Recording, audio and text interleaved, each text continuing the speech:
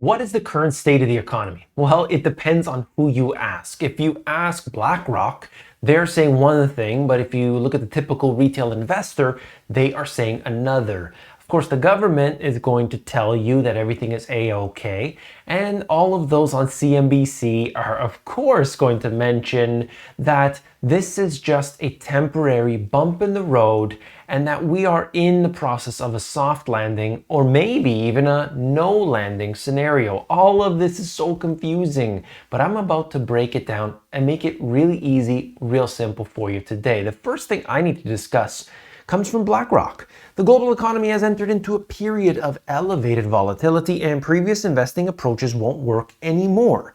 A recession is foretold as central banks race to try to tame inflation. It's the opposite of past recessions. That's what's so interesting about today. It's that we are not doing this in a time in which you're going to cut interest rates because the economy is slowing down. This is like the opposite of what we've had to deal with before. So we're in a predicament right now on a global scale. This is the World Bank. They issued a bleak global growth outlook this week and just saying that the projections are down from 3% to 1.7%. A significantly downgraded US outlook, particularly hard, looking at forecasts of just 0.5% growth in 2023. If predictions hold, it would be the third weakest pace of growth in nearly 3 decades behind the 2009 and 2020 downturns. So that's the World Bank. You had BlackRock, and then we have a company that doesn't stand to gain from any information like this. Maersk, they're the largest shipping company in the world, and they say that global trade will be contracting as much as 2.5% in 2023. Important. Global trade is everything. So key. Shipping behemoth says it expects to grow in line with the market. Maersk handles 1/6 of the world container transport. Think about the entire world. All of that going back and forth, 1/6 of it is with this one company. Well, they are considered a bellwether for global trade, and they've said that muted economic growth is set to push the world's container shipping volumes down by as much as 2.5% this year. I would also note the fact that when you look at inventories, whether it's from Walmart and Target or Lululemon, so many of these different companies have way too much stuff that they still haven't been able to get rid of.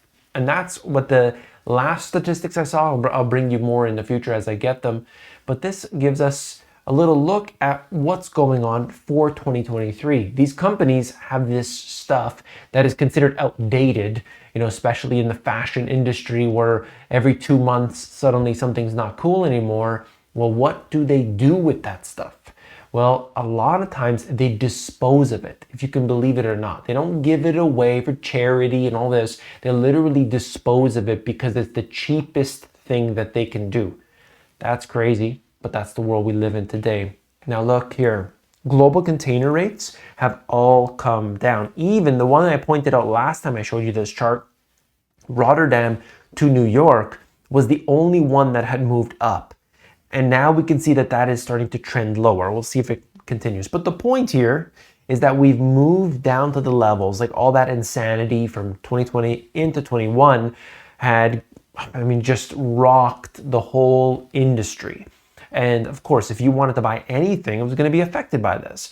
That has changed. Okay, so we see those prices coming down. I can tell you personal circumstances here that shipping with UPS, I'll be moving, let's say, 4,000 units here and there within the United States, not even a far distance.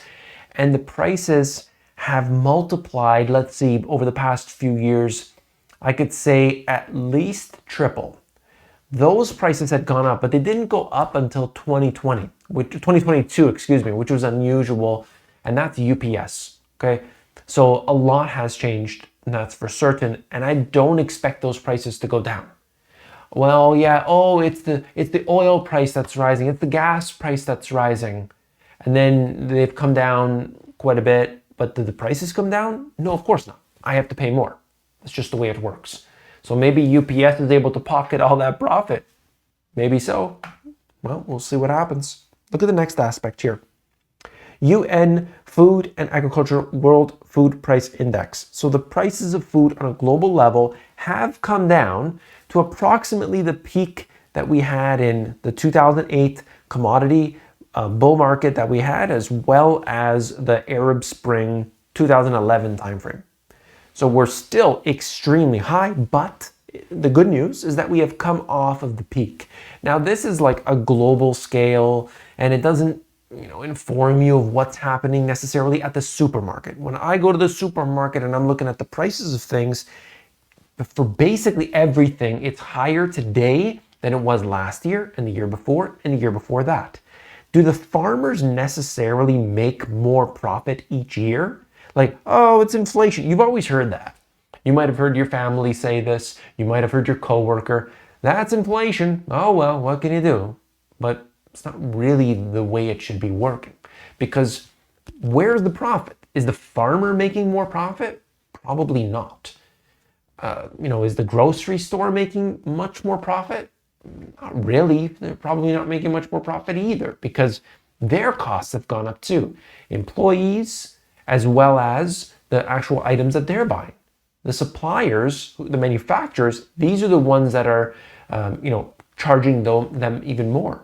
So there are some people making money for sure, but this is a devaluation of the currency. That's what we are experiencing now. And why? Is it because they printed a lot of money in 2020?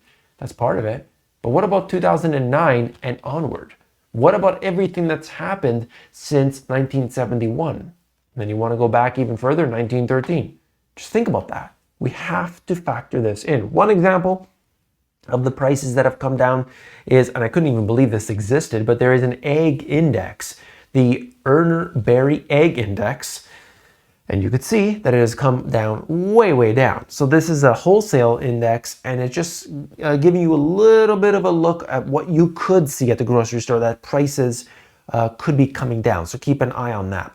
This is showing us for China. Different story to the US. I wanted to give you a little look at this.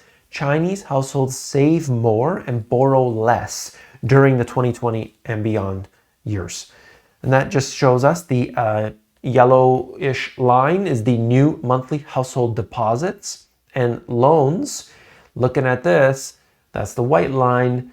Certainly very interesting when I look at that. I mean, it just gives us a little bit of insight as to what the Chinese are doing right now. What I had, my statistics had indicated was that there's literally trillions of dollars that hadn't been able to be spent over the period. And so the expectation is that people in China will be forking that out and spending, but we don't really know. Now this is, I realize, very small font, but this is talking about the Federal Reserve and the speech that Powell did. I just talked about that in the previous video to this one, or maybe the one just prior. Quote, "Another hawkish speech goes unheard. Investors focused on the fact that Powell appeared just as hawkish as he's always been, that he didn't promise a 50 basis point hike at the next meeting, and that he said the Fed won't actively shrink its balance sheet for at least a few years." You see that? They're not going to. They're not going to change these things. Very important. China's economy will grow 5% this year. Different scenario, right? With the United States. What's happening in China is very different than the US and even most other countries, in fact. I've talked about that extensively. The US explores working with India to increase economic competition against China. They want to develop semiconductors. Now, this is what Apple wants to do as well. They want to assemble their iPhones, some of their production, to take place in India, to diversify where their manufacturing takes place, where their where their supply chain is really bottlenecked, and we saw a problem there. However, we know that China and India are partnering up, whether they like it or not. They obviously battle, literally, but economically, they have been tied together. So this will be interesting. I just wanted to note that as well. This is just the Chinese food delivery firm Meituan, I don't know how to pronounce that, plans to hire 10,000 workers as the US tech giants axe jobs. So a different scenario, right? Where one company might be doing well, another company may not be doing so. So understand that there's always going to be variances. Now the last part, here we have it. Big oil rakes in record profit haul of nearly $200 billion, fueling calls for higher taxes. They're already experiencing a lot of different regulations and trying to basically put them out of business. And so this is an interesting one. I don't know what's going to happen, but these companies did very, very well as the price of oil went high. No doubt. There is no doubt about that. And so what I see here is a benefit to investors that are in that, but longer term, I don't know, because there's going to be so many new regulations that come up. That's the challenge. That's the balance. So you got to have your finger on the trigger ready to go if you are investing in those things. Chinese tech giant Alibaba working on a ChatGPT rival, and of course, shares jump. You just need to put AI. If you own a company, all you have to do is put AI in your name. You will see more capital thrown at you. I mean, it's crazy. This is the AI GPS, or maybe the money GPT, or the money AI. If I did that, I'd probably see some more views, but that's just the way it is, okay? It's just like SPACs. SPACs, oh, it's a SPAC? I'll throw money at it. I mean, why? Nobody even knows what's really, the benefit of something like that. But shares jumped, why not? Now, I did have more in that, but look, I'm just talking about what's happening in the economy right now today. You can see one group thinks that everything's A-okay, and another group says, hey, it's a recession. Well, we're not going to get them to admit it's a recession. So get that out of your head. Not going to happen. Why should we trust BlackRock? Why should we trust the World Bank, the IMF, and all these things that do provide us with reports that say that, hey, it's this or that? Well, I'm going to do an entire video about that. I'm going to explain why we need to pay attention to it, but we also need to know the real data too. Okay, they're not going to tell us the real information, but it is important to look at the government stats. Hey, governments that you told me that is all made up. It's all phony baloney. Yes, but it is still important because jobs, corporations, the stock market all move based on that phony data. So this is something that I just want to highlight today. I appreciate you being here. Every single day I bring out the latest and greatest, and all you got to do is hit that subscribe button down below and we're going to get to it all, okay? So every day you tune in, you get the most important information. I leave out the fluff. I'll see you tomorrow. Take care.